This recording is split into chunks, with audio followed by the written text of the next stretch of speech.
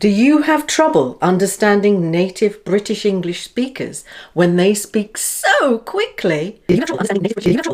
Well, this week I'm going to show you how we do it using Intrusive R. So come on!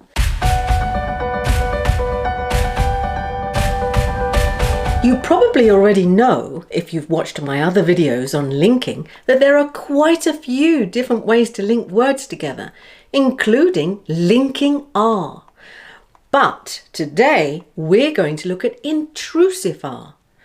Don't confuse it with linking R, which is used when we link the letter R at the end of a word to a following vowel sound. With intrusive R, we add the intrusive R when we link an or sound at the end of a word to a following vowel. In other words, we say a R sound to link the words together, even though the word is not spelt with an R at the end. So when you hear the R sound pronounced in this way, it is known as intrusive R. It is literally an intruder. Look and listen to this. A media event.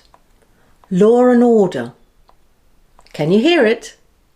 It's not so important that you speak like it yourself, but it is important to know that us native British English speakers often do. So now you can listen for these sounds and improve your understanding of the words you hear. If you say the words without the intrusive R, it's like this. Media event. Law and order. By saying it this way, we have to pause a little before the next word. The intrusive R helps us to speed up our sentences. Strictly speaking, if you were reading the news or on your best behaviour, you would try not to use the intrusive R, as it's considered a lazy way of speaking. But a lot of native British English speakers use it, so it's important that you recognise it. Listen to these phrases. China is a big country. I want to visit America and Canada. The Victoria and Albert Museum. I hate the idea of it.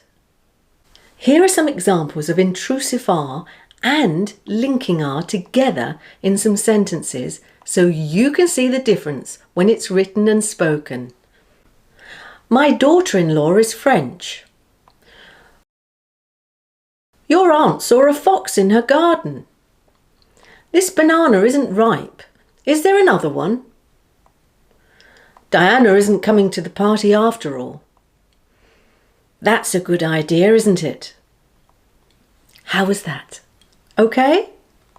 Remember, if you can recognise the intrusive R sound, it will really improve your listening skills.